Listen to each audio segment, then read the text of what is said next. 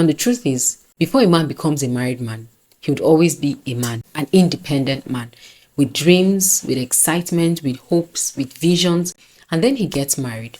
Now he's not only thinking about an outcome for himself as an independent person alone. He's now concerned, burdened with the outcome of the future of his wife and children, and sometimes the extended family. And yeah, at first, the thought of the whole marriage thing is exciting, but slowly and with time, the whole thing starts to sink in. All of a sudden, he has to provide. All of a sudden, he has to protect his family. All of a sudden, he has to be the priest, the spiritual head over his family. All of a sudden, he has to be the one who should know how to fix everything. And let's be honest, for most men, it's their first time being married, one.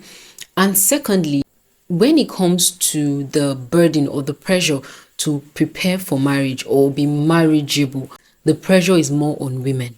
Maybe times are changing, but as we grew, this is what we saw. You have to learn to cook. You have to learn to make the home. If you're lazy, you'll be told, is this the kind of attitude you want to take to your husband's house? Is this the kind of thing you want to do in your husband's house? You know, you have to learn this so that you can stay in your husband's house. But I never heard, really for myself now, I don't know about you, I never heard statements like that for men, for boys. So basically, society does not really prepare men for these responsibilities.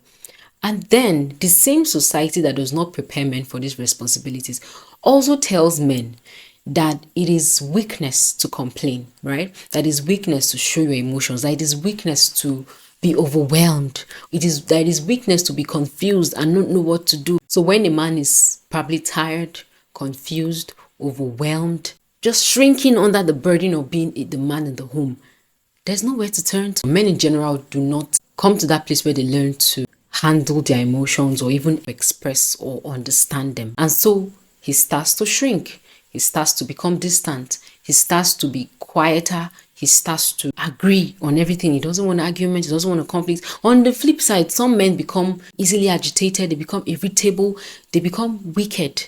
And they are a whole different person from who they were before they got married. Not because they want to be that person, but because they are simply trying to survive.